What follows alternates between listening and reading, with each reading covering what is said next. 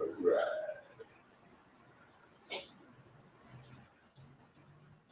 How's everybody doing?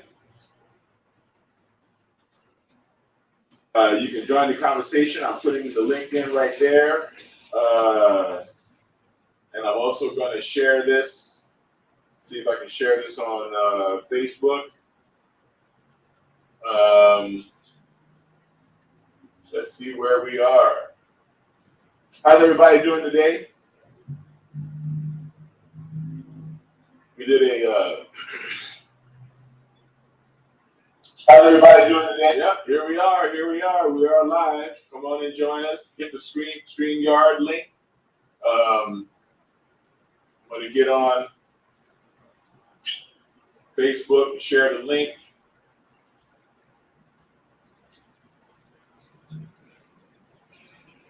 We're going to talk about what's really going on here, because there's a lot of people that don't want to face the truth here. Okay, and so this is the what Will Smith is really pissed off about account. Okay, show. Let's see. Let me see if I can get Nicole to join in. We got to get people to.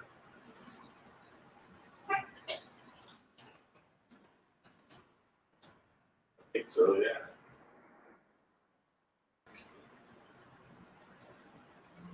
Trying to get some people to join. We'll give people some time to come in.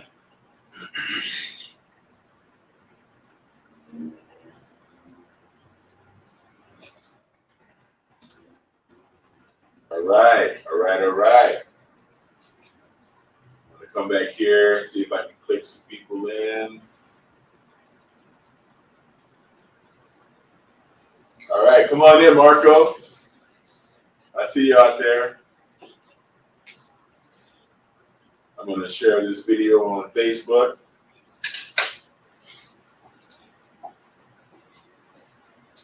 How was school today, Kai? School was great, Dad. Great.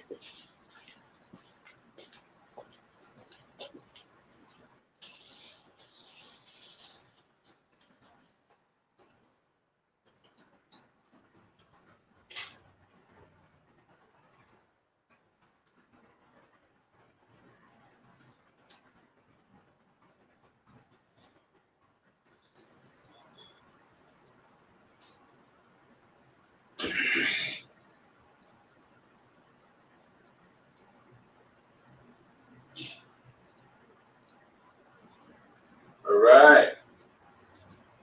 Wait for some people to join us.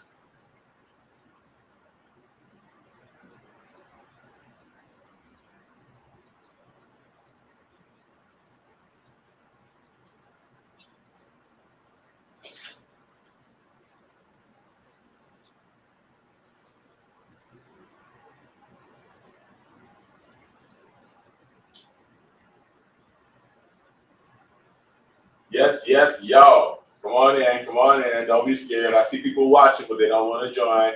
Go on in. Let's hear it. Let's hear it.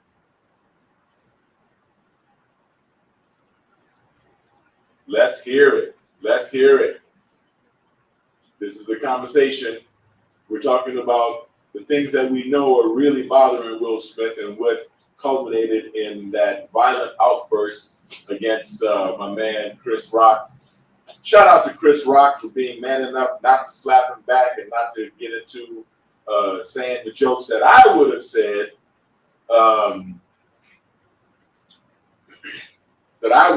in response, okay? Because he left himself so open. What's up, Marco? How's it going, man? Good. Hang on one second. Yeah. So I was just giving a little recap that, in my humble opinion, what's going on here is not really about, it's less to do with Chris Rock than it has to do with August Alsina. Let's tell the truth. The truth shall set you free, okay? Embrace the truth and know the truth, and the truth shall set you free. Now, we have this thing in Hollywood where people feel as though they're above human emotions. And they think, especially in the leftist liberal agenda, they think that that it is possible to live and not be subject to the emotions that we all suffer as human, that we all experience. I wouldn't say suffer, because emotions are things that you suffer through. They're things that you experience and you own as a human being. And I think among those emotions, jealousy is one. Regardless of whether you deny it, either you feel some jealousy for the person you love, or you're simply not in love with that person. Mate guarding. Mate guarding is a natural thing. I mean, you mean to tell me that you're offended if someone tells a joke about your wife, but you're not offended if somebody blows her back out? Really? Let's talk about this. Let's get into this. And Will and Jada, I mean, as a Hollywood sort of insider, I guess. You always got to do a show to prove online. But I guess this kind of makes me a Hollywood insider, right? I got my SAG card. Staying on my SAG card. I hear the things that most people don't hear back in the flyover states about what happens or what allegedly happens in the lives of Hollywood celebrities. Personally, I was in the movie, I was an extra in the movie Collateral. So I had the good fortune of meeting Will and Jada. Jada was in the movie. We acted we worked in the gas building, in the gas company building in downtown Los Angeles, and we shot from 7 p.m. until 7 a.m. and made the gas company building look like it was the federal offices where Tom Cruise's character was going to murder Jada Pinkett's character. I did a crossover and I did a crossing where I actually bumped shoulders with Tom Cruise. So if you want to see the back of my head, you're gonna have to keep watching that movie and rewinding it. And you got to remember how I look with hair. So I had on a gray suit. That's all I can tell you. But the rumors fly around Hollywood. I mean, we've heard rumors about Will and Jada, allegedly having, sex parties and all of this other kind of stuff. We've heard rumors about Will being called into court for, I don't know. I don't even know how to say this in the correct manner, but I guess for injuries that were sustained by some people as a result of such encounters. So I mean, we've heard all the nastiness, but I'm gonna tell you something about swingers. Most of the time, when you find swingers, you find cowards. Because if you love someone, I believe there's a certain amount of jealousy that is expected and a certain amount of mate guarding that is expected if you actually love the person that you with.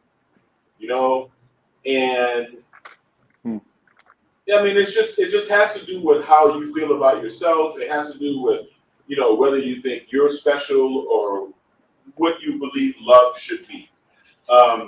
In my personal opinion, if you don't feel some sense of jealousy over your beloved, then you don't love them. Then you're just not in love with them.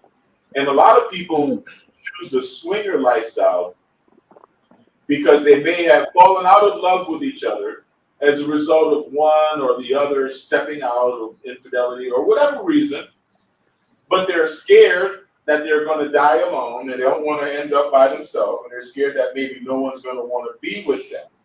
So they figured, well, I'm going to give my partner the sexual adventurousness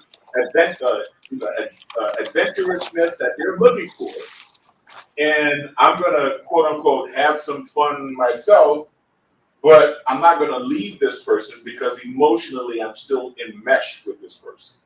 Wow. And so there's a deficit, huh? There's a deficit. You can't really get away from that deficit, huh? Well, for Will to laugh at the joke that Chris Rock said, and then after getting a dirty look from his mama, okay, from Jada. One second. Biometrics may help you.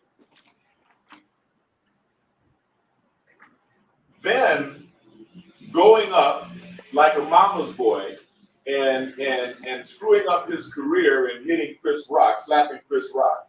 Okay, that's not love. That's enmeshment. That's enmeshment. Right. Okay, That's a good word for that. Yeah. that's what it is. It's narcissistic enmeshment. All right, it's enmeshment. Jada is a dark triad. She's a narcissistic Machiavellian psychopath. Okay, and that's obvious. That's obvious to see. She's been humiliating this man for quite a while. All right, ever since the Red Table Talks. Now, maybe she foresaw that he would be leaving her after all the rest of her hair finishes falling out. Maybe she foresaw that, he's leaving her simply because, she's just an unpleasant kind of human being. And so she figured she would make it more about her by broadcasting to everyone that he was sexually inept and that she blatantly, violated their family. And, she basically gave him a statement that he was nothing when she said that she didn't see what she had done as a transgression. Okay? So basically, right, for you to say that that's not a transgression, what you're doing is you're invalidating his very humanity. Okay? Totally. You're saying that your need to feel good and your need to have whatever needs you needed to have met were greater than your even remote consideration of how it may affect Will. All right? So she stopped loving that man a long time ago. So do you think... She ever did love him, to be honest with you. Yeah. I don't believe she ever did love him. So do you think there's a history behind that? The history behind what? The sex parties or the relationship itself? Will, yeah. Oh, okay. So do you think maybe they've been swinging way before that? They've already been swinging. Well, I mean, I don't know. Or there's in other words, Will left someone else to be with her, right? And some people, it's not uncommon, right, in the Black American society, right, for children, boys and girls, to have suffered narcissistic parenting, right? And so, you can see a lot of those patterns repeating themselves right now in Will's life, okay? That he, instead of overcoming the enmeshment that he may have had with his narcissistic mother, he basically replaced her with another, narcissistic Machiavellian psychopath, another dark triad. And, a lot of people say, oh, well, you don't know what kind of private conversations they had. And there's no private conversation that's going to heal public humiliation. Okay? And that's something that I found about Americans pretty much straight across the board. Americans of all races and all ethnicities, we can take anything except for public humiliation. And even if Will and Jada are supposedly so progressive, that's what they call this bullshit, right? This bullshit about, being swingers and being above jealousy and all the rest of that stuff. right? Even if they are so progressive that they believe their own bullshit and they believe that they are above, jealousy and all the rest of that, you got to sell tickets. You got to sell movie tickets to us knuckle-dragging, cisgender, heteronormative,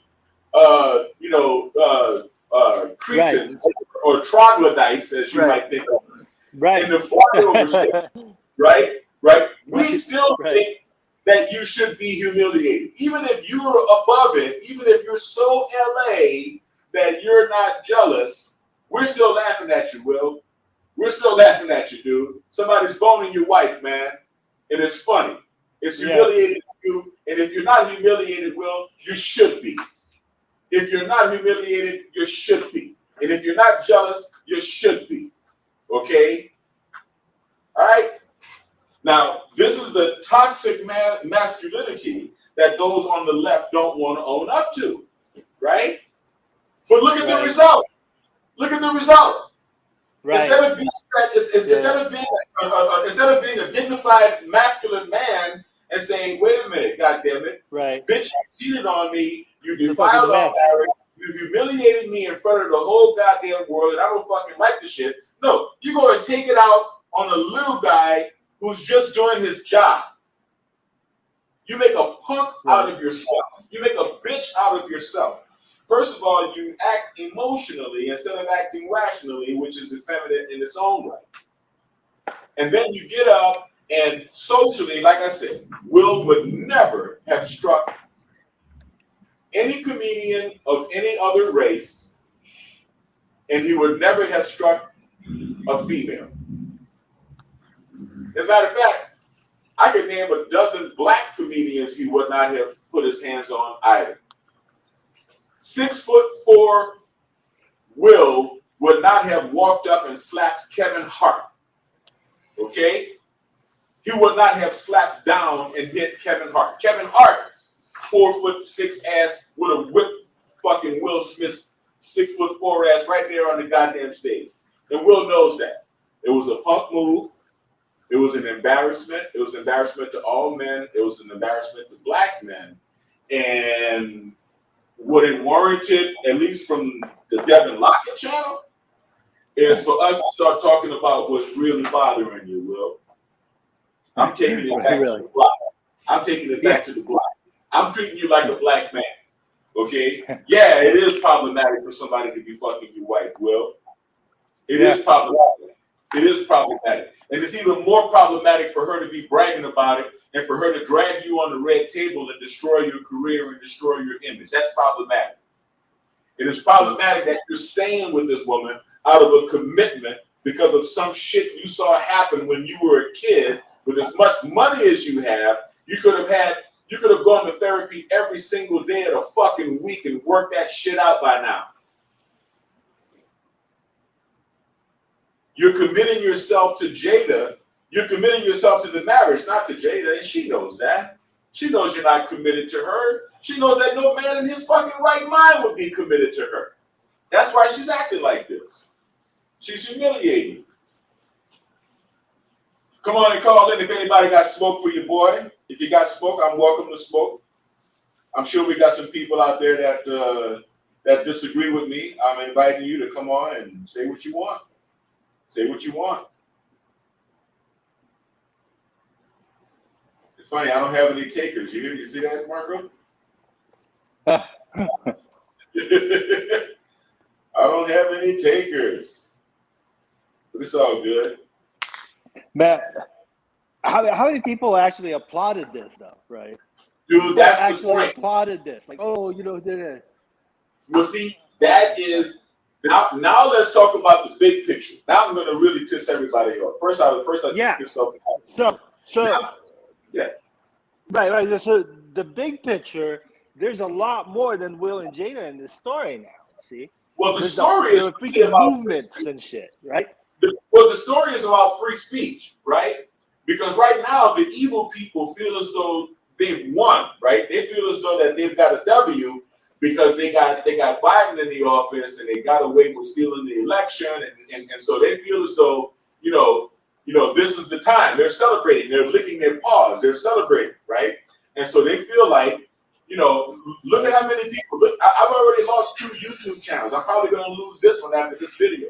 But look at how many people lost YouTube channels and all the rest of that because of the censorship and everything. What they're trying to say is that free speech, as we know it in America, is dead. That's what they're trying to say. That part of the New World Order, part of this thing that they've been pushing ever since COVID, part of this New World Order agenda is not only will you have nothing and you will be happy, you will shut the fuck up and smile. Right. Okay? You will shut the fuck up. Not only be happy, you won't have anything to goddamn say about it. And up until 2019, it was understood that free speech is part and parcel of American life. Up until 2019, okay? And since then, now, right, not only these are we having these little petty YouTube taking people down, people getting put in Facebook jail, all of the censorship on Twitter and Big Tag and all the rest of this. Now, if you say something, first of all, it's protected speech. I mean, the guy's a goddamn comedian. He's doing his job, okay? Right. He's doing his fucking job. You are sitting on the front row at the Oscars, which is a highly likely place to get criticized and ridiculed. That's what happens. You get roasted when you're sitting on the front row, or even when you're sitting anywhere in the crowd. Like I said, he would have never gotten up and slapped Jerry Gervais or whatever his name is. He would never have gotten up and slapped any other comedian. He would never have gotten up and slapped any woman of any ethnicity. So all right. So what I don't get is what went through his head to do this. What was the calculus, right? What did he think he was doing? If Jada is pissed with me, then she's going to continue to humiliate me and talk about how I lack manhood. She probably whispered, "Hey, Tupac wouldn't have let that shit slide." Because she's still a Tupac, okay? So do you mean to say that this is Will blanked out and sort of acted without thinking that the whole world was watching, or what? I don't know. That's why so many people think it may be staged, right? But if it's staged, then that's even worse, because that means it's a conspiracy of people who think that this is a good message to get across. Well, that's it. That's what I'm trying to figure out. What's the message? Yeah, I mean, look, even afterwards, all these people came up and defended him, right? No children defended him, said that's how it's done, right? Politicians were like, he's protecting his wife, or exactly, right?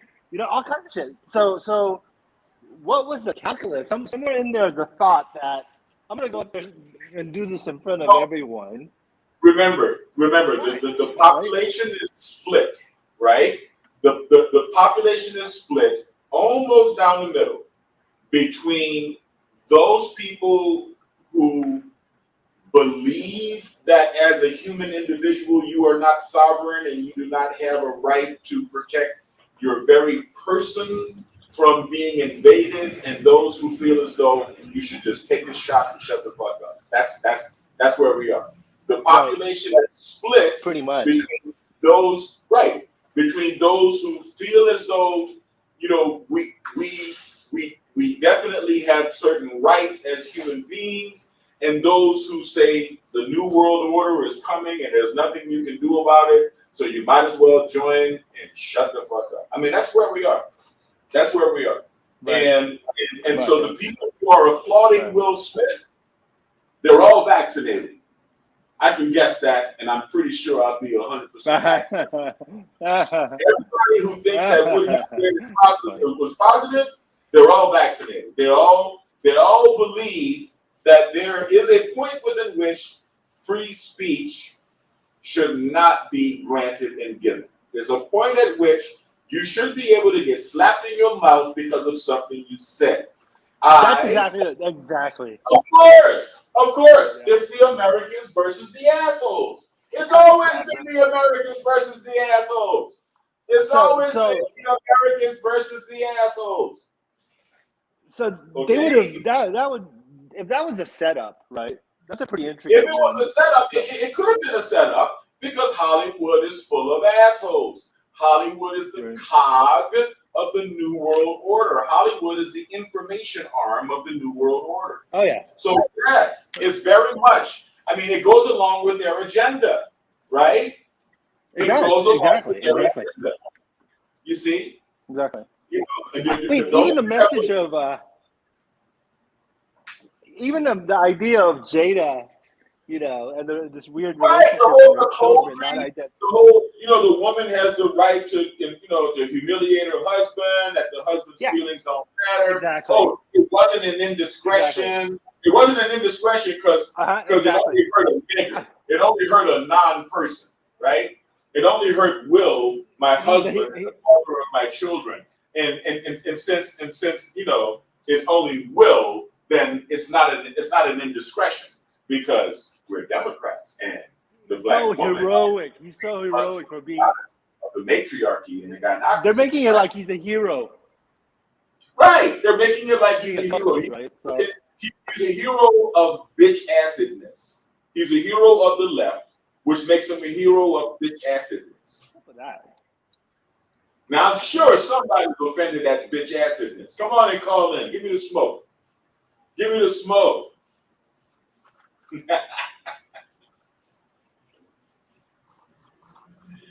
Give me the smoke. So I don't know. I guess nobody's ready to give me the smoke on Will today, and that's fine. That's fine. But I mean, I just got to say what has to be said. We all know what Will Smith is really pissed off about. He's pissed off because he's suffering from abject humiliation in the public eye. And even if he personally is so much of a beta cuck that he really, really, really, really believes that this doesn't bother him, look at the ticket sales and look at your public image drop, man. Because you've been lifting weights, you got these money, you got these muscles, you're a big, tall, strong, strapping black man, and you play the hero, the fighter pilot, the I am legend, the training day, and you got these really strong, Muhammad Ali. Yeah. No, I don't think he's done. I really don't think he's done. I think what he needs to do is, I mean, clearly he's confused, right? I mean, that's just not that wasn't a balanced response to anything, right? And so he could still sort of come out and say, this shit's imbalanced, right? Something's wrong here, right? Well, that's the problem because he hasn't been saying that. That's what he was supposed to be saying. This is fucked up. Something's wrong here. That's his job to say that, right? Right. But he's not, right? He should be saying that though, But then he would have to have an honest conversation about what's bothering him, and what's bothering him is what would bother any human being. Is what would bother any human being. He has to come to, and listen, man, I've had to come to the realization. We all have to come to the realization that no matter how committed you may think you are to principle in general or to a certain principle, there's going to come a circumstance in life that's going to show you that there's an exception to even that rule. You know what I mean? That there's an exception. There's a possible time, for even the most divorced. So here's the thing, man. Yeah, there's gonna come a time when I don't care how scarred you were by your parents' divorce, you may come to a time where you may realize that you have to get a divorce. Yeah, so I don't know if it's about the divorce part, right? But it's actually more like if you're acquiescing to evil, right? You're part of it. Then you're a part of the evil, exactly. No, if you are going to acquiesce to it, then you are part of it, right? So at some point, when something's wrong, you got to say, this is wrong. I'm not going to do this, right? That's what he's supposed to be doing. Yeah. But he's not. And you can call me a troglodyte, and you can say, "Oh, it's your male insecurities." No, but that's the outcome, though. I mean, I'm not saying, look at Will, what a role model hero. I'm looking like, look at the fucking outcome. It's a fucking mess. Who the hell wants that, right? Who wants that? Right. Yeah. Who wants that? And who can think of this man as a hero after having done that? And I think Jim Carrey was right. Look about suing. He should sue him because that image is going to live forever. That Chris Rock should sue Will Smith for $200 million For what? Because that image is going to live forever. That insult is going to last forever. As a matter of fact, that slap is going to be an asterisk on Chris Rock's name for the rest of his life. Yeah, but he didn't do anything, actually. I mean, well, but it doesn't matter though. Yeah, okay. Look, all right. So basically, I think Chris Rock is obviously not trying to hurt Will, right? We know that, right? I mean, no. Can he actually try to gain something from this? The fact of the matter is the fact that he just sort of rolled back and said he just and left it there. Chris Rock's tour doesn't really. Chris Rock is on tour right now, man. His ticket sales have already tripled in price. They've already tripled. Right. So no, Chris Rock is laughing. This thing was actually good for Chris Rock, right? Yeah, it was, but at the same time, that doesn't make it right for Will to have done it, and Will's going to have to pay. But I mean, what do you do? You run to the government or a judge and say, oh, he did. What the? I mean, for what reason though? Yeah, he's just a bitch. Yeah. Well, no. What you do is you hire some people, right? Preferably with yarmulkes, and then you do step to a judge, and then yes, you do take money from to get money. Yeah. To get money. Yes. Yeah, legal tender for all debt. Yeah. I mean, he probably could, right? But for what reason though? Just to get more money? Sure. Yeah, that would be shit. Okay. I mean, that'd be pretty shitty. Yeah. I mean, no, because it would be the example of how civilized people behave. Because the court is there exactly for that purpose. The court's there for that purpose. Yeah. Okay. And so we're talking about money going back and forth between a couple of millionaires, so it's just numbers on paper. This may be true, but that trial will still have to happen, and that trial will probably still be televised. And like I said, listen, man, I'm tired of the typical black male mindset being criticized for just being what it is. Okay. I don't mind being a G, dog. I don't mind being an old school G. I don't mind having the same mindset as the G's that schooled me back in Pontchartrain Park when I was growing up in New Orleans. I don't mind that. I mean, I don't mind having the traditional black male understanding of what it means to be a man. Okay? And letting people bone your wife is not a part of that. Okay. No, it isn't. I mean, that's nothing to do with being black, man. It's just no. It's not. Having gay sex, if you are not in fact gay, is not a part of it.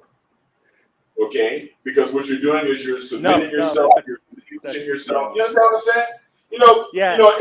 If a man is gay and he wants to be gay with another man, I got no problem with that, right?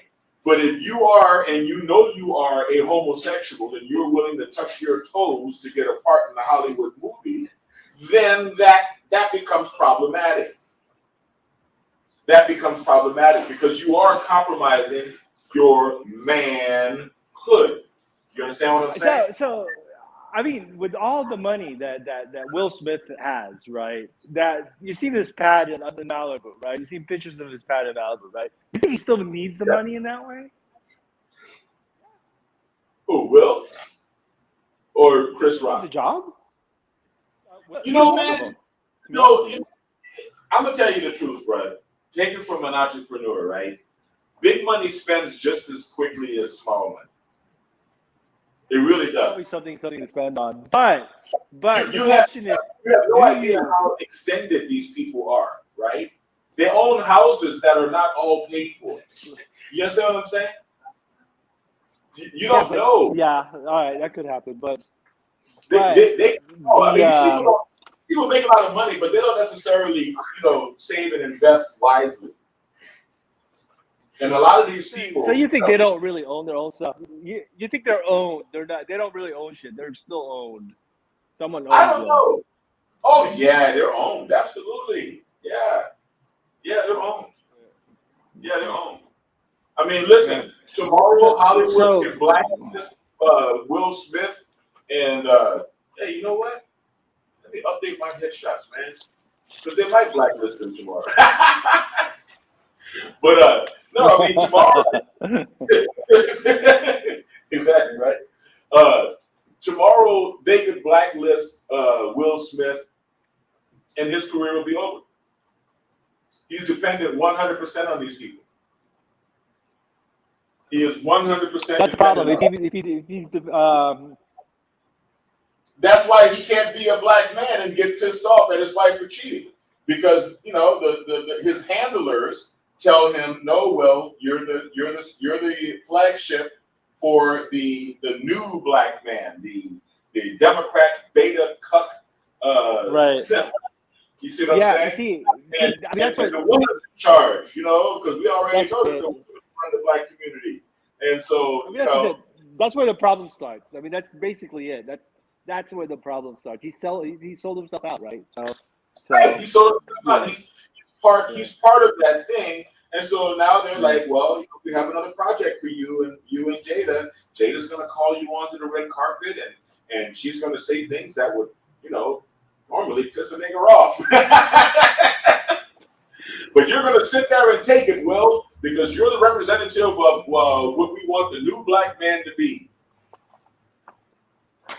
Yeah. Okay? And No, so you know what? I think he still has a chance for redemption, but I think he needs a U-turn though. He needs to denounce that shit. All the bullshit. If he turned around and denounced all that bullshit, I'd have more respect for him. Right? if you turned around and did what? Denounced the whole scheme of Hollywood. You know? Yeah, if he did, if he turned around and denounced the whole scene of Hollywood and simultaneously divorced Jada, gave her the fucking half or whatever the fuck she gets, and just said bye, okay, and then said honestly, yes, I have been out of sorts ever since my wife has been humiliating me. First with her affair with August, and then with rubbing the shit in my face in front of the public. And so I tried to suppress and deny my human emotions, my very human emotions. And I'm a human being like everyone else, and they got the most of me. And this cathartic experience that I had, striking a man who I've known as a friend for several years, this cathartic experience that I've had has brought me to the realization that no matter how committed I may have been to principle, when your commitment to your principle makes you become a monster and makes you become the kind of person that you don't want to be, then it's time for you to check yourself. And in my self-evaluation and my healing, because you could always do, like, you know, he could always jump behind, you know, his wife's liberal buzzwords. In my healing, right, I came to realize that Jada, you're a bitch, and I don't love, and you don't love me, and you haven't loved me for quite some time, and you know, maybe you can marry Tupac after you die on the other side, but Tupac is not here, and I've been here for you, and I've given you these children, and I've stuck with you through all of your abuse, but you are a dark triad, Jada. You are a narcissist, you are a Machiavellian, and you are a psychopath. You lack empathy, okay? The way you fucking humiliated me and the way you embarrassed our children by sleeping with one of their friends with your old ass. And no. So I'm going to do what makes Will happy. I am half as rich or less than half as rich as I was before. I'll probably never make another movie again, and I'll probably never be on another television show again. I may let out another rap album, maybe not, but I'm just going to be happy. I'm just going to be happy and not dependent on anyone with whatever little bit of money I have left in my career. Then you get your black card back. Said by the lightest nigga you'll ever. Then you get your ghetto pass back. Then you get your hood card back. Then you get your letter G back. Then you're a G again. But not a minute before that. That would be cool. Not a minute before that, as far as I'm concerned. You know? Not a moment before.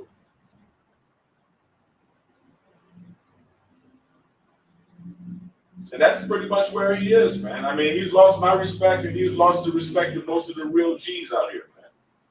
Really? Yeah. I'm sorry, man. It's just not. It don't cut it. It don't cut it. You know. The Hollywood people, right? The Hollywood agenda. What they're trying to push is deliberately and specifically anti-black masculinity, right?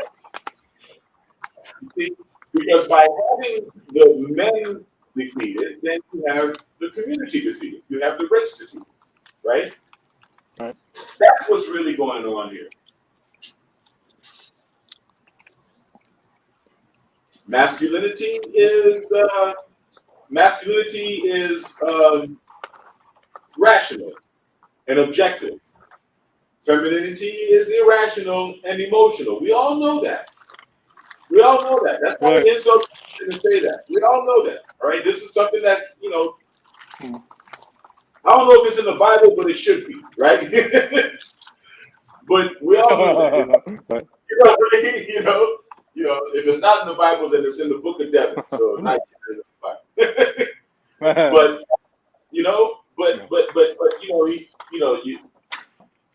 You're part of that leftist agenda, the gender bending agenda, we don't know what a woman is anymore agenda. A man can put on a dress and become a woman.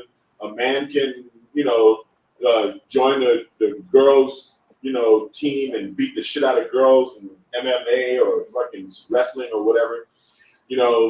Men can so-called win women's swimming with his balls hanging out of his swimsuit. It's all gotten to the point where it's sick. For me, what it's saying is, what it represents, that you can make any shit up, right? Right. You're gonna have to accept it. We can decide to make any shit up, and you're just gonna have to nod your head and agree, right? Right. That's what it You're represents. gonna call me by my pronouns, motherfucker. I'm gonna call you what you look like.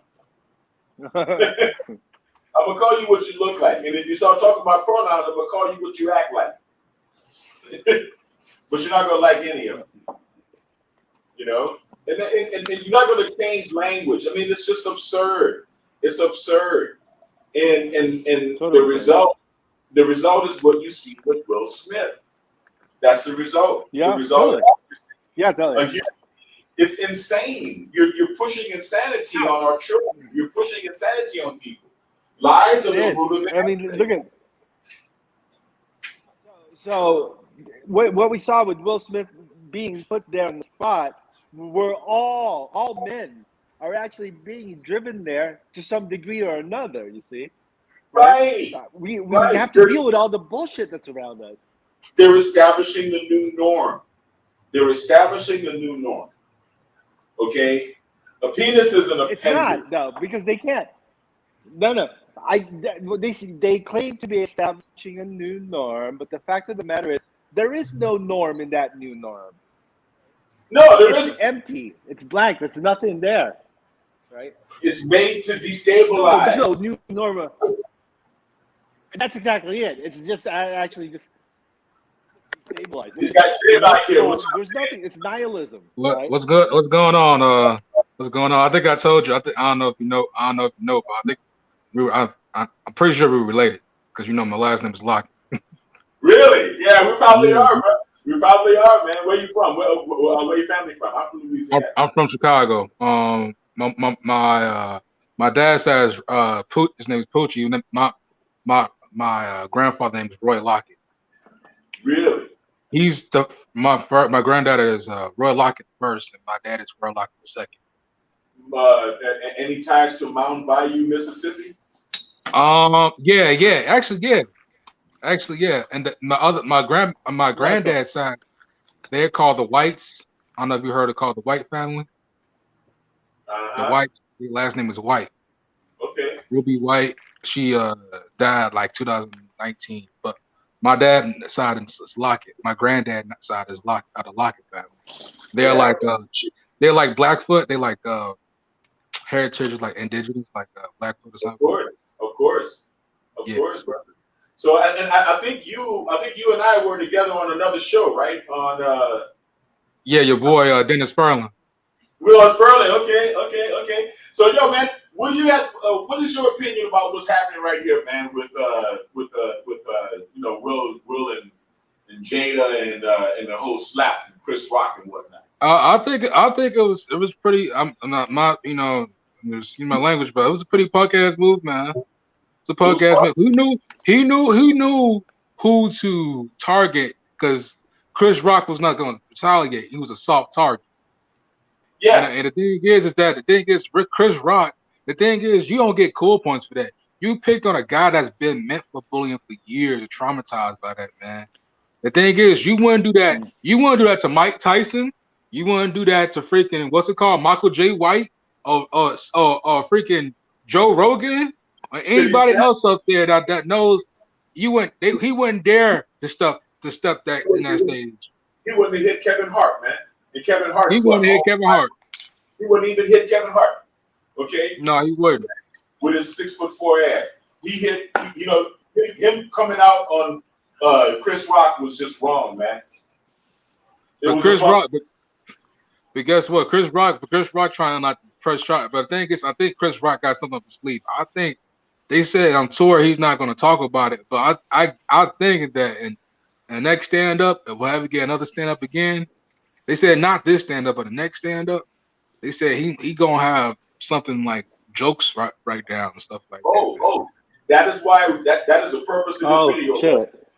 It is time to unpack everything. It is time to unpack. No, we're not talking about the slap. We're going all the way back to Jada and August. We're going all the way back to what's really bothering me. Not all of that, Jada, August, Tupac. Taking all the way back. Your woman been in love with Tupac. They said. And Kevin Samuels said it best. Jada's in love with a dead man. Did you know this? Did you know? Did you not only Jada got the letter of Tupac, also Willow Smith, her daughter, wrote a letter to Tupac when she was 11 years old. You have my seed writing a letter to your ex-man? Oh no. It's time for cosmetic dentistry.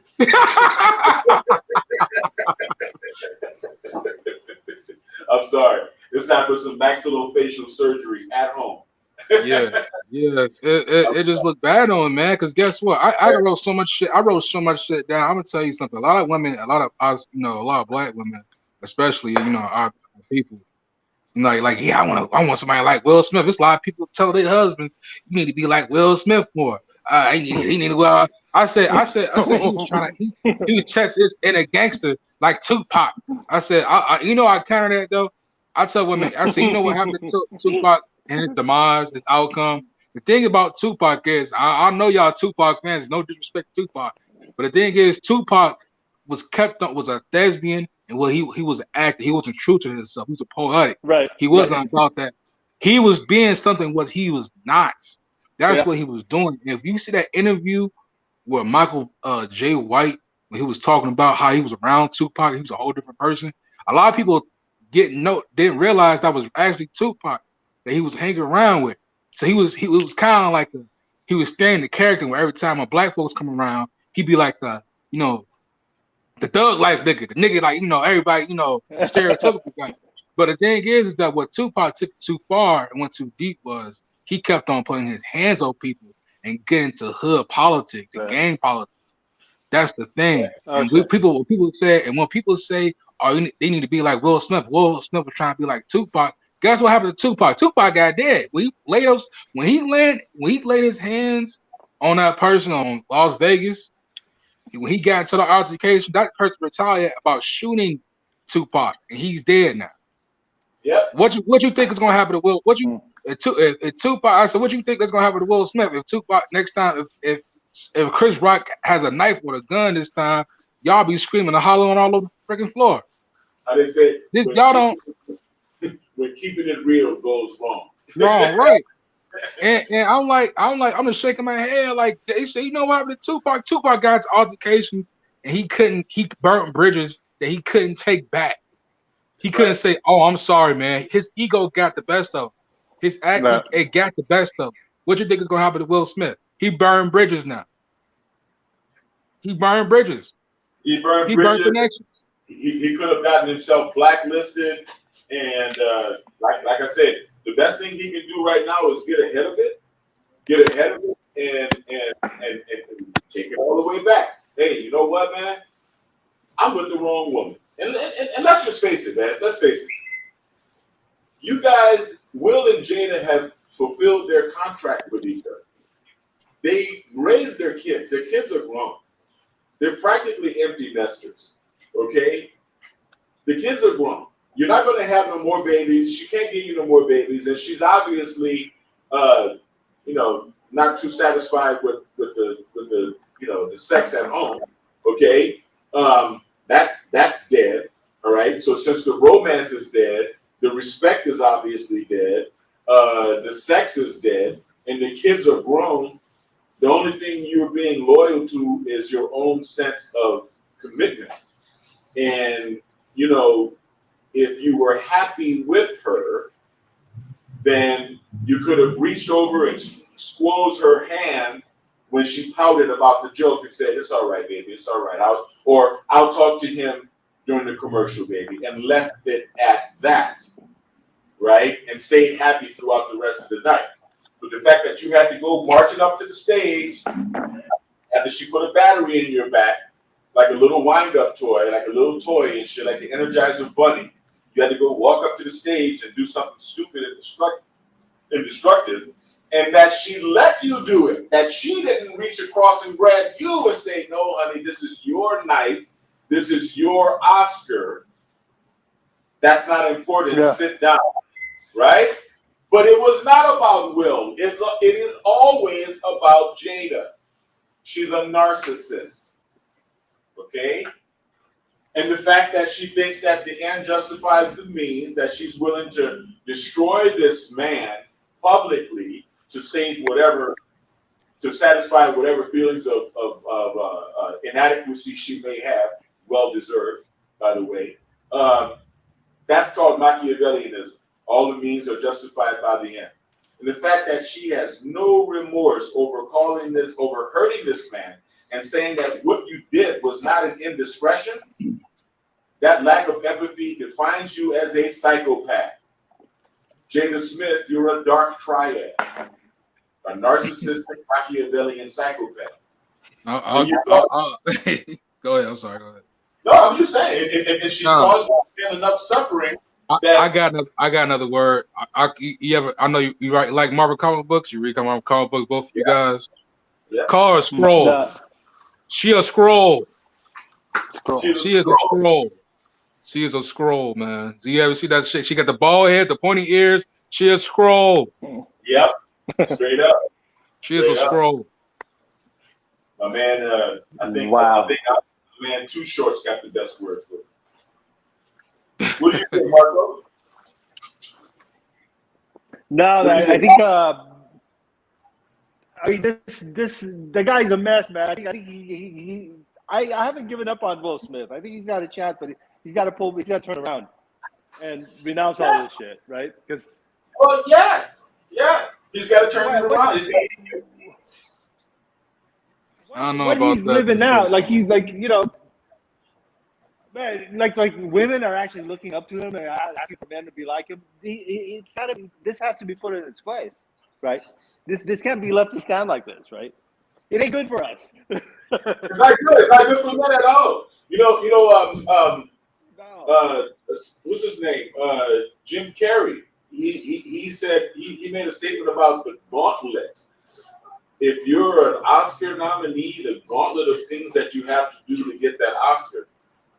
I don't know. I mean, I thought it was just to do well while you're shooting a movie and act. Do your job as an actor well, and if the product of your acting is superb, then you would get your Oscar. So you're saying that there's something more to it. Well, let me juxtapose that with all of the rumors that I've heard in my career here in Hollywood, right? About what it takes, in case anybody thinks I'm lying, right? About what it takes to make it in Hollywood. And I've often heard many stories. I've heard many rumors about heterosexual men compromising their heterosexuality and doing homosexual favors in order to get parts in movies, in order to get recognition in certain awards, or in order to simply operate within that sphere. I don't know. I've never compromised myself in that way. And maybe my Hollywood career is a reflection of that refusal to compromise. I don't know. But if there was some type of gauntlet, right, of compromises and sacrifices that one is expected to make before walking on a stage and receiving that Oscar, then I imagine that would be playing pretty heavily upon his face. And if the things that one would upon his mind, that was a slip. And if the things that he may have had to go through were witnessed by his wife, because we've all heard the stories about the parties that there's allegedly have, right, in Hollywood. If the things that he was having to be doing in order to get his little trophy were witnessed by his wife, and if these were compromises that he had been making throughout his career of over 30 years, then it's understandable that she would lose respect for him. However, I have to say, Jada, if you were married to Tupac, you probably would have had to witness him doing some of the same stuff too. Okay? Don't let the thug stuff fool you, all right? But, I mean, that could be a part of it too, right? Maybe what makes him feel as though he has the audacity to walk up and slap someone is maybe because we don't know what he went through to actually get to that stage. Yeah. Maybe he made some compromises that made him feel like, you know what, man? After what I've been through, I'm gonna get up and smack the shit out of him. I mean, Jim Carrey talked about humiliation ritual, supposedly. A lot of people say it's a humiliation ritual. It's a humiliation ritual, right? Yeah. I mean, look at the stuff that we're seeing online with ghetto gaggers and that's on porn. So we could just imagine, what these people are doing. I mean, this is Hollywood. And right. Hollywood is weird for a reason. Right. I mean, just imagine. Jim Carrey's talking about it too, right? Oh, there's a gauntlet of stuff you got to go through. I'm like, what gauntlet? What gauntlet? Oh, well, you got to go through Jaime, and you got to go through Simon, and you got to go through Harvey Weinstein, and you got to go through Jacob over there. You know what I mean? What's the gauntlet? And so if we're gonna talk about what's really bothering Will Smith, then let's talk about it. Let's get some more callers. I know I've pissed off a bunch more people now. Come on now. Don't be scared. Y'all be calling. It was but Jim Carrey had to intervene. That was something big. If Jim Carrey had to put his that you know something was wrong. You know something was big. Jim Carrey had to intervene. I mean, he's the one talking about the gauntlet. And doesn't Jim have an Oscar, right? I think so. The whatever, the 21 movie, the Side of the Mind or whatever, or yeah, I think think Jim has an Oscar as well. So I mean, he knows. You know, he's an Oscar actor, so he knows. You know. It was yeah, it's true and lot, and and the thing is about you know the other thing about this, a lot of women be like, well, at least I wish Tiffany Haddish the audacity of her, like they people are agreeing, saying I wish a man stand up for me like that. A lot of men should be doing that for women, defend honor. I Yeah, said, this is it. newsflash, something men be dead in jail or be hurt because of that bull crap y'all be doing, because y'all initiated that bull crap. And then y'all talking about this is why a lot of men kill each other for that stuff, man. Go to jail for that, man. Over y'all. Like, Yeah. come on, man. This is some goofy shit. It's like, yeah, it's It's like true. it lucky it was a comedian up there. 'Cause guess what? How that been Mike Tyson, he would have got red, broken face, pretty boy, his busted lip, all that stuff like that. Yeah. Yeah. Mike would Probably his ear been pocket chomped off too. Yep. That would have been an easy fight for Mike. Right. Yeah. Like I said, man, he wouldn't have done that to. He wouldn't have said that to Joe Rogan. He wouldn't have said that to The Rock, right? Dwayne Johnson. He wouldn't have said that to any other comedian. He wouldn't have said it to Kevin Hart. He definitely wouldn't have stepped to 50 Cent like that.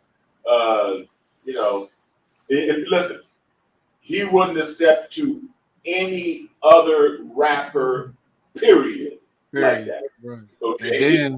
And then you got his son on tweet talking about that's how we do. I said, excuse me, Jaden, you better be quiet over there, because guess what? You got some rappers over there, they want to beat your ass. Now, what happens? Chris Rock knows some rappers over there that come over there where you at, catch you outside and whoop your ass. You want over wearing boy dresses and high heels and shit like that. Nah, Jaden shouldn't speak anything. You may have did Karate Kid, but somebody want to pull up with guns and shoot. You ain't gonna die. You ain't gonna do no karate punches or kids, no bullets now. Jaden, you bring home friends to bone your mama. You need to just shut up. Right. Right. Your friends are supposed to be playing with you, not your mama. and then also, well, Jaden. What else happened? Fucking something else, some crazy ass shit happened.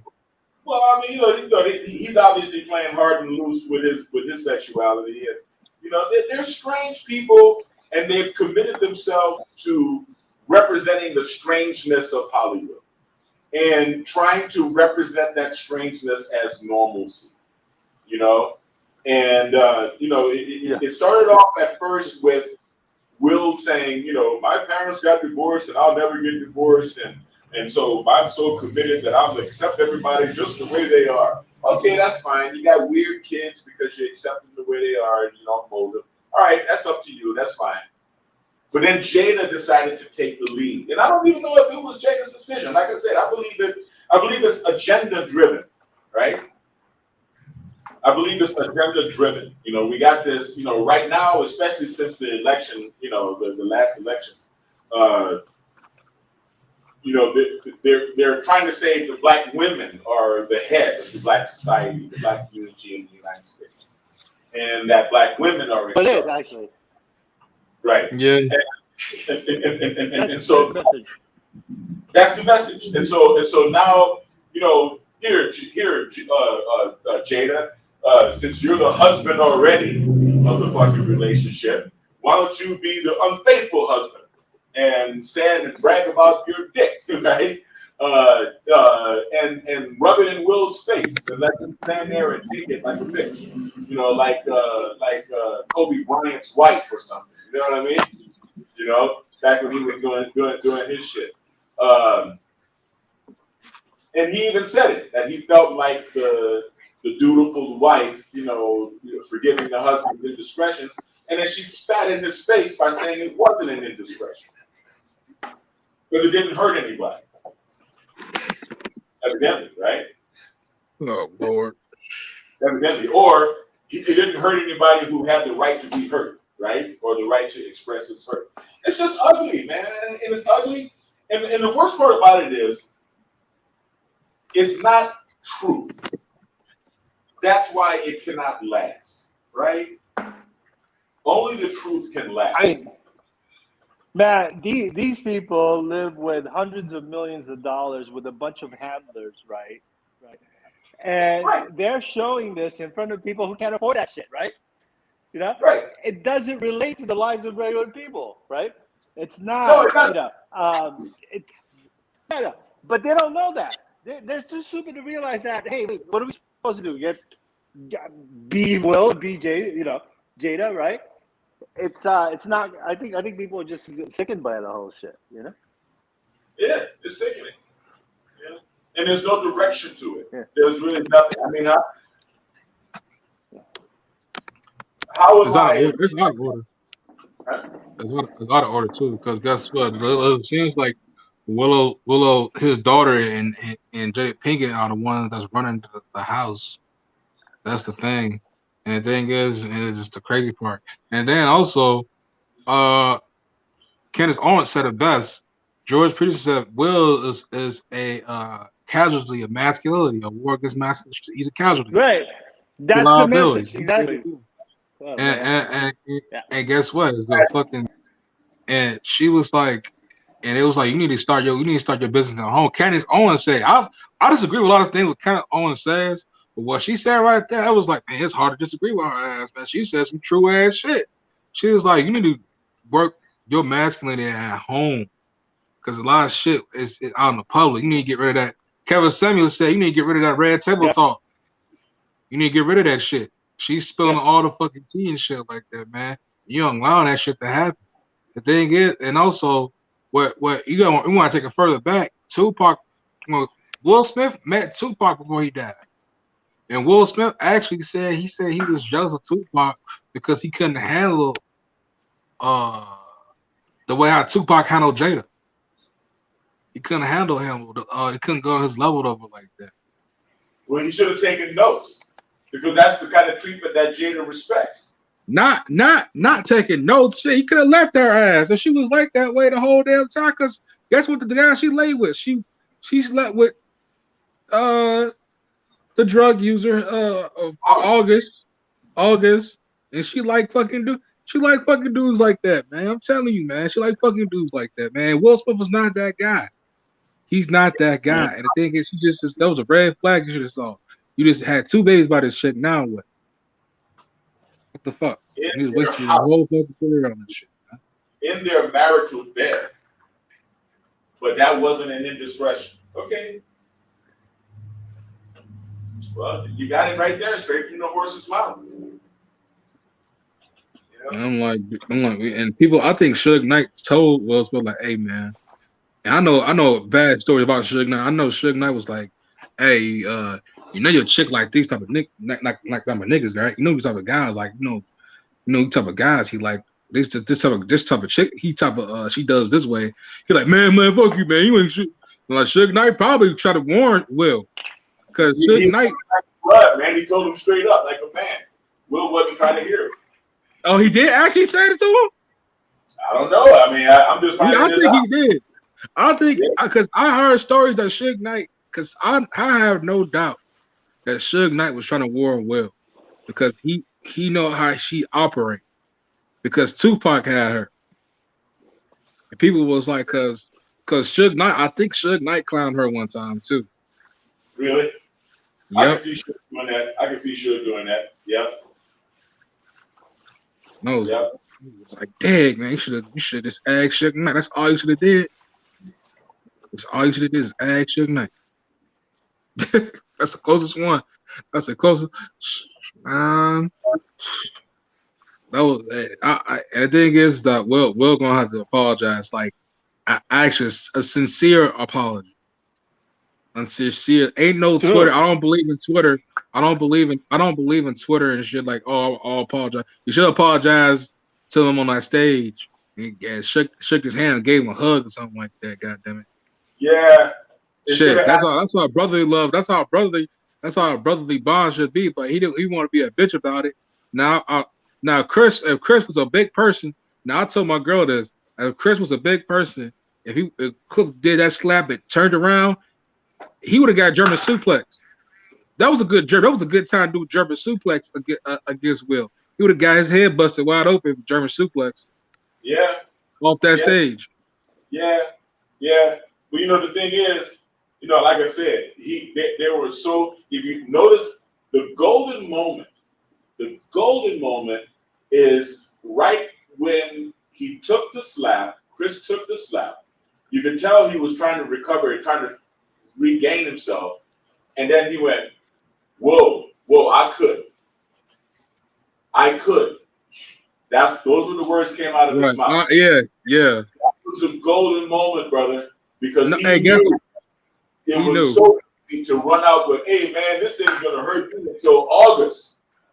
And everybody, you know what I mean? No. And everybody would have laughed. And matter of fact, it would have been even better if he said, oh, man, I'm going to be feeling this until at least June or July and then left it at that. Yeah. Everybody would have said August in their mind, and everybody would have done a delayed standing ovation for Chris, which is really what this is all about. Which is we know what happened though. It's like, man, I thought Tupac and August had better than that. Than your wife, shit, he was. I know, I know Tupac and August. He was had better than that. Hit the back of your wife like that, man. Dude. Yeah. Everybody would burst out. See, Chris Rock would have killed Will in his jokes that day. He would have killed Will. He would have been like, he's like that. I just got one done watching Angry Man. You got one slap off of me, but the thing is, you ain't gonna do that shit again. You ain't gonna do that shit again. You're gonna tarnish your reputation. That rest of that monologue would have been about Will and Jada. The rest of that monologue would have, like you said, I would have started off with August and ended up with Tupac. And you know what I mean? You know, and just left it at that. And then what would he have done? Come running on the stage and won the fist fight? Then what would he have done? If he would have come back to the stage, Chris Rock could have just stepped back and said, security, please do your damn job. Right. Okay, please. Now that's not Twitter want to say you know, want to be like, oh, this is black people issues. I said, no, he did that international on the whole world. Everybody saw that. He said it would have been a black issue, it would have been behind closed doors, which he did not. It's everybody issue now. You got Jim Carrey talking about it. You got Rosie Perez talking about it. You got everybody talking about it now. What did Rosie Perez say? Rosie Perez said he was wrong. Rosie Perez said Will was wrong. It should never happen. It was a joke. And Rosie Perez is a very sweet lady too, man.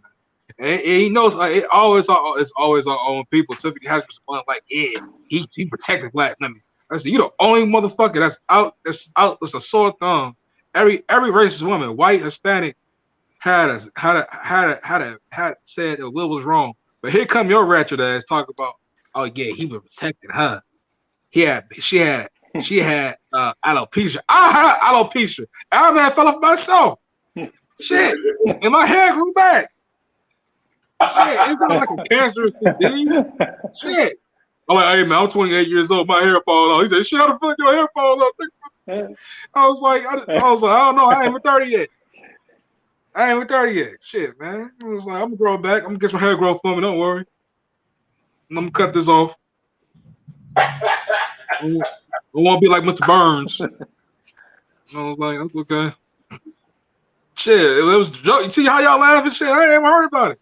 But when you talk about a black woman's hair, oh man, it's offensive. Fuck that. You in the front row seat. Like I'll shout out to Shannon Sharp and Richard Smiley. You in the front row seat. Do not go to the front row seat. You about to get roasted. You ain't get roasted, and then on top of that, you're first Oscar, man. You're gonna get roasted. Okay, and you bringing the bitchiest bitch in Hollywood with you. You're gonna get roasted. Right. I mean, the bottom line is, man, this shit's been weighing on this brother's mind, you know, ever since that red tape was on. He could have just told her ass. He could have just told her ass, shit, I want a divorce right there on the table talk. It's plain and simple. He would have like he could have put a strong arm move. I said, okay, I got something for your ass. I want a divorce. Straight Live up, man. stream. Straight Live up. stream. Yeah. Straight up. That would have been perfect. Like, That would have been perfect. he was like, he would have been like, you gonna do this to me? Well, hell yeah, bitch. Yeah. Yeah. And if she dared call him weak, say no. I'm not weak for that. But I am a person, goddamn it. And for you to say that you didn't do an indiscretion means that you have absolutely no concern for how I might have felt about it. And that's not love, baby. That's hate. That's hatred. That's not even like apathy. That's worse than apathy. That's hate.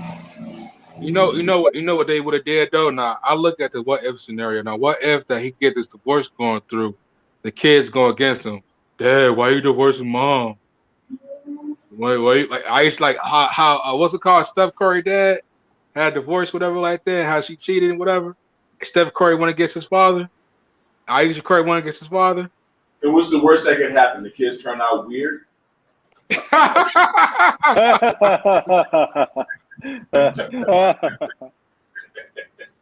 But the kids would go against him though. They were like, "Why you divorcing? Why you divorcing mom? Whatever like that. You know, she a good woman.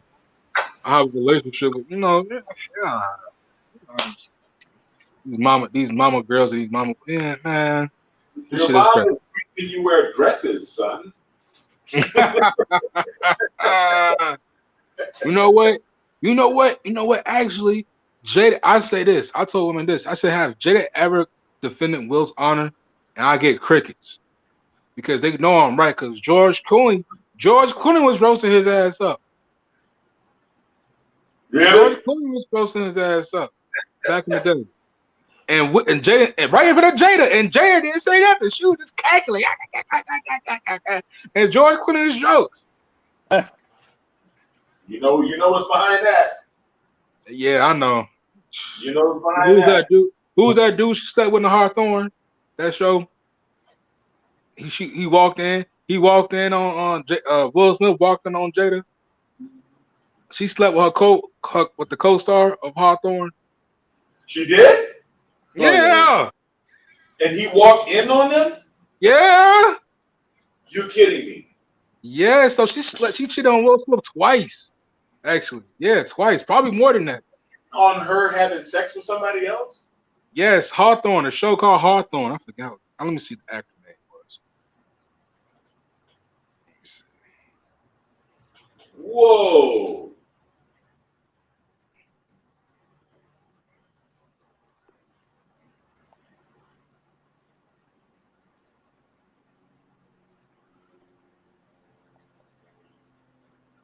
Man. So wait, the dude he walked in on, was he a brother? Or Michael Martin? Or David Julian Hirsch?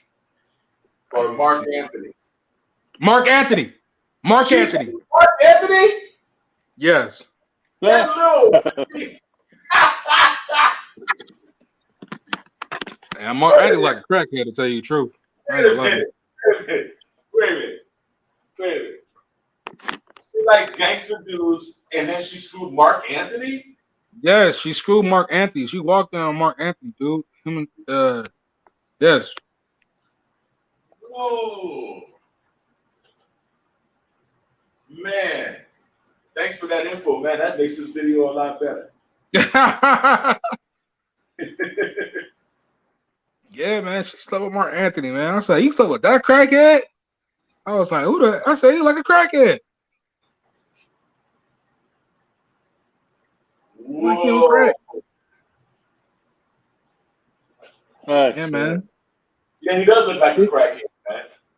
I said, dude. I was like, I think he was with what's her name? What's that singer name? That lovely Puerto Rican chick. Jennifer Lopez. Jennifer Lopez. Yeah, she was with Jennifer Lopez. Man. Will caught Jada and Mark Anthony in family home. The shocking magazine claims, sending Hollywood's power couple into a legal spin. This was on 25 August of coincidentally, 25 August of 2011. Dude, it was so obvious that Oh the yeah. hug. It was if you saw the hug that Mark Anthony and Jared Pinkett was hugging, you could tell it wasn't no fucking hug like it's hug. It was like a hug that you never seen before type hug. It's on picture. It's on picture too. They got like black Mark Anthony got a black suit, Jared Pinkett got a black sweater or something like that. They both hugging like they're a Yeah, couple. I'm here. Yeah. Co-stars joined the cast in Hardline last year, and it wasn't on the show. It was like real. Yeah, and they go to Weird Kids. Let me share this. Let me share this. See if I can share this in this window here. Man, this is getting worse and worse, Yeah. dude. I'm out like Jada, man. I thought my baby mama was a problem. What? I mean, don't get me wrong, she is, but let me see. Slide, share screen, maybe. Okay, which one of my screens is it? No, window. There we go. All right, now, can we see that? Yeah. Okay, let's scroll up to the top. Will caught Jada and Mark Anthony in family home. My goodness. My goodness. Oh my Oh goodness. shit. Yeah. The Shock magazine claims sending Hollywood's power couple into a legal spin. Whoa. The U.S. magazine claiming that Will Smith and Jada Pinkett Smith's relationship is in crisis hit the newsstand today with a string of allegations about the couple's marriage. In a 6-page article, In Touch makes a series. I imagine In Touch is like the National Enquirer or something like that. Yeah. It's a what you call them rag, a checkout rag.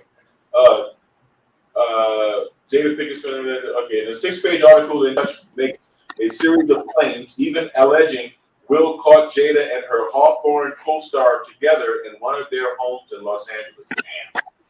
Yesterday, Will and Jada's spokespeople made 2 separate statements denying claims the couple has split after In Touch released its own statement preempting today's explosive action. Wow. Okay.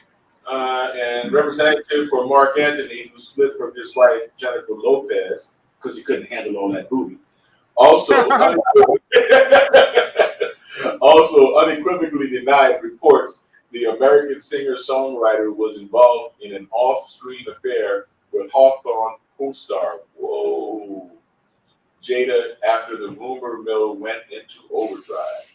But today, all the parties involved will face fresh anguish as the magazine is published with the dramatic cover headline, 2 marriages destroyed, Jada steals J-Lo's husband. Whoa. It was reported yesterday that Will and Jada have now got their legal teams involved. Whoa. Man, what is this shit popping up? Have now got their legal teams involved as they plan possible action against the magazine. Oh, not against each other. Today's article claims the magazine. yeah, Beta cut, right? We're going to sue that mag for saying the truth. Jada? Right, Jada? Today's article claims Will was left in floods of tears after catching Mark and Jada together in their Hidden Hills mansion in Los Angeles. And he probably didn't even slap Mark's little skinny ass. No, he did. Damn, J-Lo's a lot taller than Jada. All right, it alleges that the 42-year-old actor who has children, Willow and Jaden, with Jada, made a surprise visit to the house in early August. There's that word again. Under the cover of found his wife with Mark.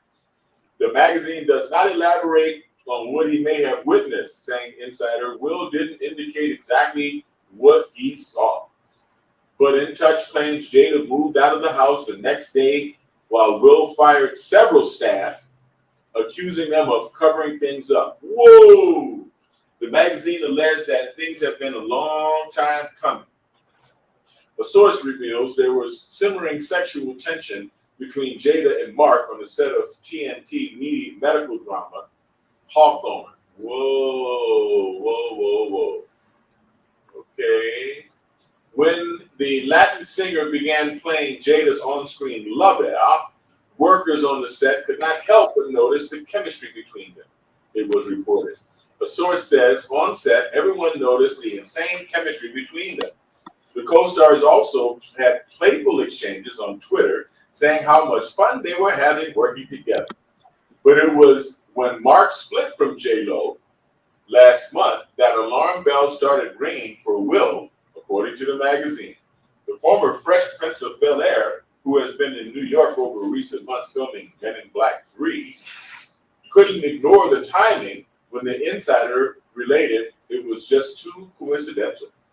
Meanwhile, a source close to the couple told gossip website TMZ.com that the pair had decided to go away with their children on a family holiday before deciding what to do. But the prospect in the near future is definitely a possibility. Oh yeah, let's take the kids on vacation while I tell you how good it was to get deep healing from Mark. These claims come despite the couple's denials to the contrary. Yesterday, a spokesperson for Will released a statement saying, although we are reluctant to respond to these types of press reports, the rumors circulating about our relationship are completely false. We are still together and our marriage is intact. Just ask August. Will's statement came several hours after Jada denied having an affair with Mark. The 39-year-old released a statement through her spokesperson, Carney Tensher, which read, all the rumors regarding Mark Anthony and Jada Pinkett are completely false, completely untrue. As for the reports of a split between Will and Jada, I'm not commenting on their personal life. But Jada's kisses have been a little saltier lately. In Hawthorne, Jada plays widow chief nursing officer Christina, who juggles demands of her career. I don't want to read about Jada's non-existent acting career. She is also an executive producer on the show. Mark was initially introduced as a guest star playing police detective Nick Granada, but is now a series regular. He is also serves as the show's executive music producer. Will's son was the first to defend the Hollywood power couple who married in 1997. Trey Smith, 18, who is the actor's child from his first marriage, tweeted today, Will and Jada getting a divorce? Not true at all. He later added, did Will and Jada split? No, they did not split. False information. It's not true. Retweet. The pair, who earned $20 million between them last year alone, have 2 children together, Jaden 13 and Willow 10. No comment. Will has been divorced before. He split from Trey's mother, former fashion designer student Cherie Zampino, in 1995 after 3 years together to marry Jada. Can you believe that? You should have kept that first wife, goddammit. Stayed with the woman who really loved him instead of breaking her heart to go with this narcissistic Machiavellian psychopath. Right. Will and Jada first met in 1990, so 5 years of an affair with her, and then he leaves his wife. When she auditioned for the role of his girlfriend in The Fresh Prince, she was rejected for the part because she was considered too short. Jada was a source of comfort for Will after his first marriage ended in 1997. They wed in the lavish ceremony at a mansion, and she was 2 months pregnant with a son. The couple who recently went on a family holiday. Will last week made a surprise appearance on the show. Yeah, well, you know, I think she did it. I think she did do it, goddammit. Shit, she fucked with that man. She slept with that man. She did. Oh man, this is terrible, man. This is terrible. She's caused this man many years of heartache and pain and humiliation and embarrassment and stress and coldry. And this is just disgusting, man. Black men deserve better than this. This is the message, man. Will is making it look bad for the brothers out here, man. Yeah, he do. Black men deserve better than this. I mean, not only, you know. And the sad part is about it is he was supposed to divorce that chick. Everybody was like, yeah, I heard about stories about this because I was a junior in high school about they were supposed to get a divorce back in 2011, and he didn't do it. He should have did it in the first place. He should have did it. He should have did it. He should have did it. He shouldn't hesitate. He hesitated, and now they caught up with his ass. And now, they hold on one second. I'm sorry. Now it's bite him in the ass. Now I got a question. When Fresh Prince came out, was Tupac still alive? When Fresh Prince still was coming out? I know why I know why she didn't want to be on the show. She said she was too mature. Yeah, she didn't want Tupac to see her kissing Will. Yeah, that's what happened. That's all. That's all. Yep. You hit the nail right on fucking head, man. Man, I don't know what to do about these narcissistic women, man. We got to do better. We've got to do better. We need to start going to their needs, man.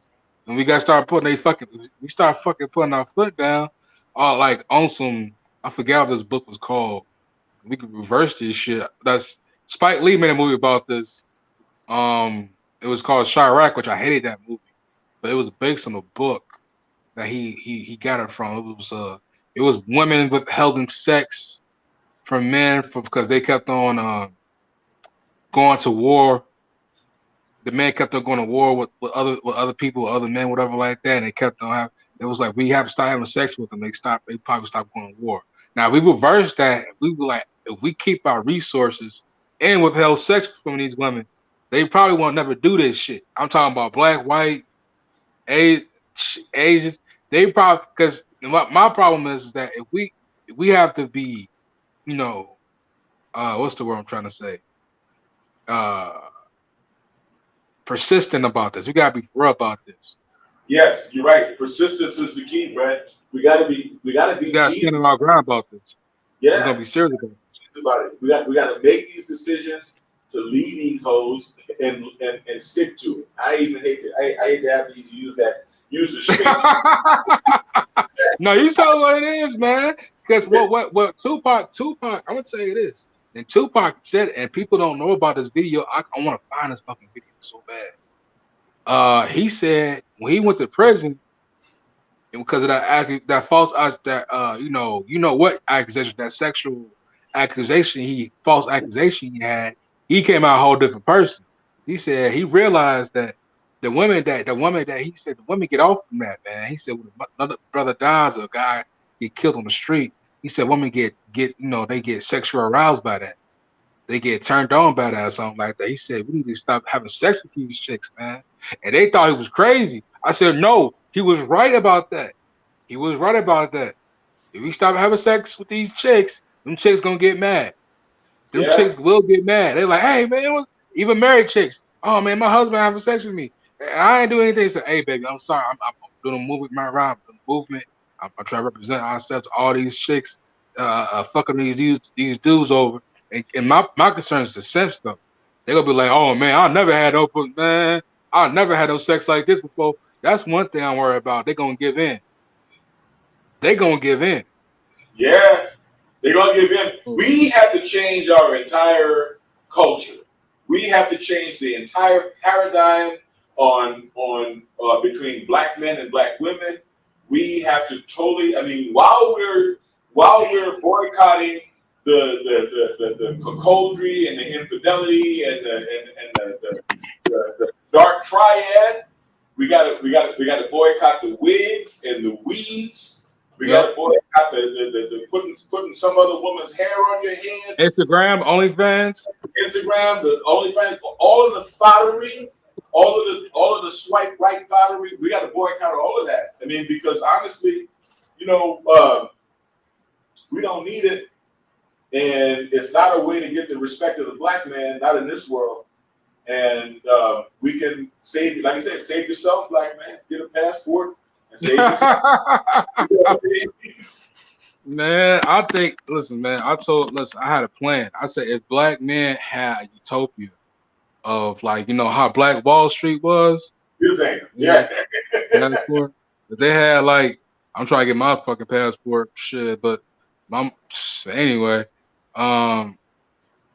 if black man built a utopia like Black Wall Street was, like, how all black people just thriving, just helping each other out, whatever. Like, we didn't have to go beg nobody. If my dream is this: if black men had a resource, collect all the resources, one's a CDL truck driver, plumber, whatever like that, carpentry, construction worker, whatever like that. We could build off land off that shit. That's and right. We have to, and as all brothers working out in harmony and thriving. And one thing we gotta do, if women want to come to that fucking utopia, we gotta fucking evaluate their ass, brother. We got to evaluate their ass, we got to have we gotta gatekeep these motherfuckers. We gotta gatekeep these people, man. Like, hey, we gotta evaluate you. We gotta evaluate you. The solution is so easy. It's so simple that brothers don't want to check, don't even want to dig on it. We blow through so much money in our community. If you get on Zillow, and all you got to do is get on Zillow, get on the map, and just zoom out from wherever city you live, right? And you can find land that's cheap enough to buy. We need to start homesteading. The number one car of a young black man is a Mercedes or a BMW luxury car. The number one car of a young white man is a truck, is a pickup truck. And there's a reason. And it's sad too. And it's sad. You're right. And my people be like, I'm on my first car I was about to buy off my credit. It was like, you about to get a Cadillac? I said, for what? That's a stereotypical black man. I'm getting a Nissan. Right. I'm getting a Toyota. I ain't getting no freaking the hell. We need to do what's not so glamorous, and we need to buy land way out in the boonies. Okay, right. And start building our own warehouses, our own offices, our own homes, our own apartment complexes and rentals. Oh goodness. Okay. Yeah. And we need to do what's not glamorous. You're not going to be rubbing elbows with people and showing shit off if you're out in the middle of nowhere building on a piece of land or putting a fence around it. But we can do this. We can do this. There is cheap land. There's affordable land in America. Instead of crying about reparations, which really, if you think about it, not whether or not reparations are deserved. Of course they're deserved. But what does it really spell out in a practical sense to actually receive reparations? Socialism. It means more government dependency. These checks are going to have to come from the government. Yeah. The same government that's feeding you is the same government telling you to take the damn jab, whether you want to or not. And guess what? I didn't take it, dude. Cause thank goodness, my girlfriend. And I'll tell you this too. That's how they did the so-called indigenous people, man. They was like, and I'm tell you this, the indigenous people, because my mother, my grandma's side, my family, on my dad's side, my grandmother's side, the white side, they're Seminole. They're Seminole tribe. And the thing is that I heard about them. They say they kicked all the people that was melanated, that was my complexion, they kicked them out and gave them reparations. The ones that was like the Redskins, the one that's like the $5 Indians, whatever like that, they kicked them out, and they was governed by them. And it was like we can't claim Chickasaw or Seminole no more, anything like that, or Pop Talk. They couldn't claim that no more. They had to put themselves as black, and that's how they fucked ourselves up.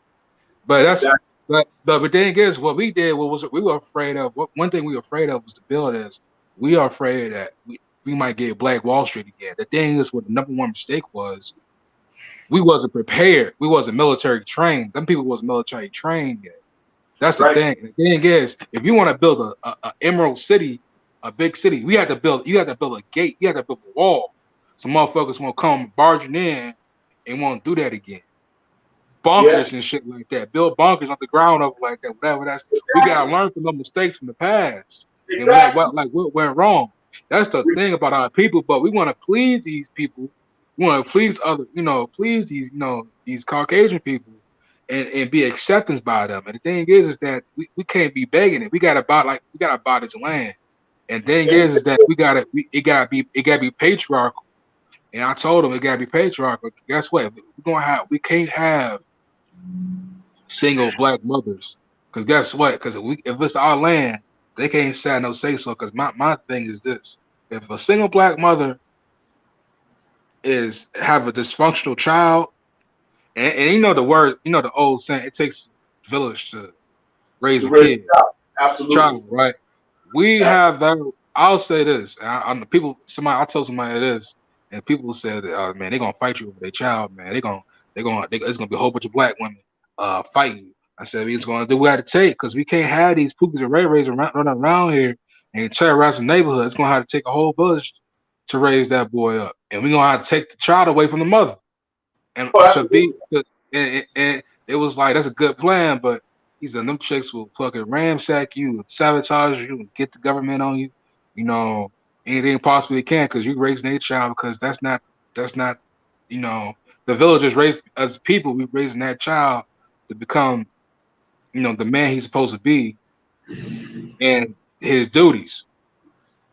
But instead of the woman's uh raising a born a child being destructive, the children Yeah. being destructive, shit like Well, that. in Africa, in many tribes or in many cultures in Africa, from what I understand, the boy is with his mother until 7, and then after he leaves then he's taken away and he joins the men as a young warrior, and he learns from the men until the age of 36, and it's not until 36 that he's reached what we call manhood. Right. And and that's after 29 years of being raised by only men. You know what I mean? You know? That's how it was back in what the OGs told me. That's how it was back in the 70s and 60s.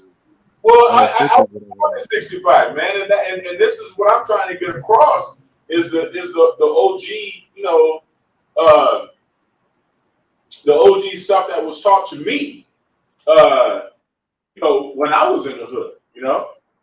I mean, there was definitely a code of the way Black men are supposed to behave, and I don't. That seems not only to have been lost, I believe that's been deliberately taken away from us. Of And course, because it's to make room for what you see, this bitch acidness that Will Smith displayed at the Oscars. You know what I mean? because what the OGs told me that every time the kid act up in the neighborhood, the OGs have to step in and discipline that kid and be like, hey, you acting up and shit like that. But the mothers was intervening, like, that's my child. Who the fuck? Who is you? You ain't supposed to lay your hand on my child and tell my child what to do. Come over here in this house. Son, Well, husband, and yeah. stuff like that. I went to St. Augustine High School. My father graduated from St. Augustine High School in New Orleans, and it was an all-Black Catholic high school. And they used to give us the paddle. Paddle was part of corporal punishment. Was part of the deal. And although I didn't like the fact that no matter what, you can't avoid getting paddled because there is some shit that somebody else can do that will cause the whole class to get paddled. You know what I mean? So I mean, you're not going to make it through there without taking a whack across the butt with a paddle. However, nowadays, because the shift has gotten to the point where the majority of kids don't have a father at home, Now you got these single mothers coming in and threatening to sue the school because somebody hit their child in the butt with a paddle. So that's been taken away, and the whole structure of discipline, which led that school to be excellent in every aspect of academics and everything else, is kind of disintegrating. Because now we got to answer to the moms who, you know, you don't hit my baby and whatever, and they're not even raising. You know, I'm even going through a battle right now. I'm going to be talking about this on my channel. You know, I'm taking the gloves off. I try not to get too much into my own personal stuff on YouTube, but it's getting to the point now that I'm going to have to. I said on my other channel yesterday, I'm going to have to start exposing some people, because this effort to to ruin masculinity has actually come to touch home. And I'm raising my son. He's about to come out right now. He's 15. He's taller than me. I'm very proud of him. You know, we do a bodybuilding at the gym next door, and he goes live every day on his YouTube channel. But when you're raising them when they're small, then you're just a man, you know, taking care of your kid. They may admire it a little bit, but for the most part, you know, you're getting him out of his mom's hair, right? You're taking care of the kid, and that's babysitting. But then when they see that you've raised a young man, when they see that this kid is growing up to be a young man, that you've actually been a successful father, that you've actually instilled him with a sense of self-worth, a sense of self-efficacy, the two of which is self-esteem, and that you're giving him values, you're raising him with principles and values, then everybody wants to hijack. They either want to effeminize your kid, or they want to take him over and say, oh, well, you know, I did it. I was the one raising him. Also, when they see that the kid's got some curl to his hair, the assumption is that he's a child of a baby daddy and that he doesn't have a father present in his life. And that's when you find all of the parasites, right? You find all of the vultures and all of the parasites that want to swoop in and swarm in and try to take a part in the establishment of your child's identity. You know what I mean? What you mean? Oh man, you know, they try to, you know, my son sang, you know, to give you some background, I opened up this health center in response to my son being diagnosed on the autism spectrum. So we do neurofeedback and biomagnetic therapy and a bunch of different therapies. And I was able to recover my son from the symptoms known as autism. Yeah. And my son sang the national anthem for his school board. When I went to the school board to watch my son sing, one of the teachers, or teacher's aides or something, she was mentioning how she was impressed with my son. And then she said, you should have been here when we first started with him. Or, no, you should have seen him when we first started. I should have seen him. Now, what makes you think I didn't see him every day since the day he was born? Right. What would make you even say something like that? So people like teachers want to get credit for teachers and stuff Well, like that. That and the fact that, you know, I'm here to see my son perform, but I don't live with him. I don't raise him. You know what I mean? Like I got a call from Inglewood, right? And I came out here to see this performance, but I'm not a part of my son's daily life. That's the presumption. That's the presumption. Now, I try to give him a pass because statistically speaking, I don't know what the numbers are today. I don't know if the numerical majority of the kids in public school don't have a father at home. I don't know. I don't know if they do or if they don't. But it's pretty bad. The statistics it says pretty high. It says 73%. 73% of fatherless kids. Okay. All right. So it is that rare. It is that rare, you know. But you will be surprised how much of the entire system is stacked against us as fathers. Oh, of course, because guess what? You ever seen, I don't know, you watched a show called Atlanta? You have to see it, dude. Because Okay. season 3 this is what Childish Gambino. I don't know if you got. I don't know if you know who that is. Yeah, of course. Atlanta, the show. The one he was like season 1, Children and family services. Huh? Children and family services out here in San Bernardino County, man, they are definitely biased against black fathers. 100%. It was one episode. The reason why I said that because season 3. Well, season 3, something happened in season 3. It was a black mother gave this. Well, the beginning of the episode, I don't want to. This my boy here. Yeah. It looked just like him. Thank you. Yeah. He looks Samoan. Yeah, he comes from Cambodia, so he's got Cambodia.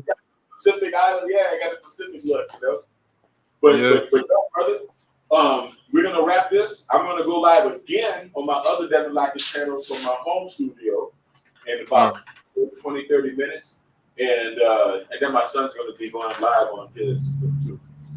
But thanks for joining, brother. We appreciate it. All right then. Yeah, I'll be over the other side. You know, what's your contact so I can, because my family, but my dad's side, I could tell you about him. I could probably, because I'm on this group on Facebook called the Lockett family. And, really? Yeah, and they chat with each other and they post and stuff like that. So, dude, check it out, man. Join me on the next live, and what we'll do is I'm going to show my ancestry.com tree, okay? Because ancestry. Yeah, man, I got ancestry. Is it legit? Because you know, you have to ask family. Because guess what? They say you have to ask family members about to ask these questions and stuff like that to get the legit ones. Well, like, the thing is, the reason what makes ancestry legit is actual birth records. You got to have the combination of birth records and DNA. You got to have the combination, right? Okay. You need DNA just to make sure that your mama's your mama and your daddy's your dad, right? Right?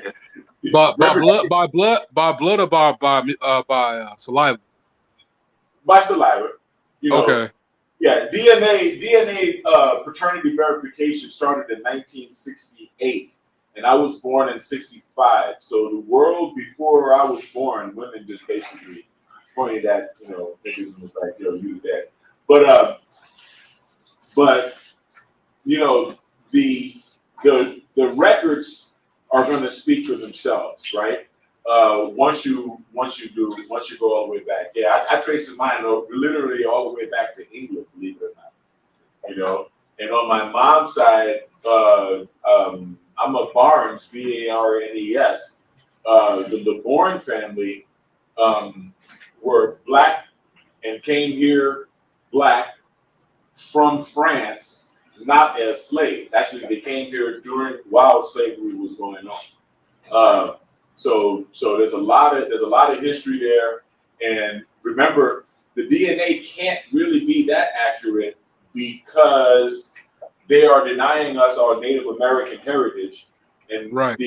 all of the tribes are forbidden from giving their blood for Ancestry or 23andMe or any DNA thing, because once they find out that the Black Americans here and the so-called Native Americans, $5 Indians, are of the same people and of the same blood, then we got to renegotiate. Because first of all, the Indians have already gotten reparations. That's what reservations and right. all that. Being checked. That's what all that shit is about, right?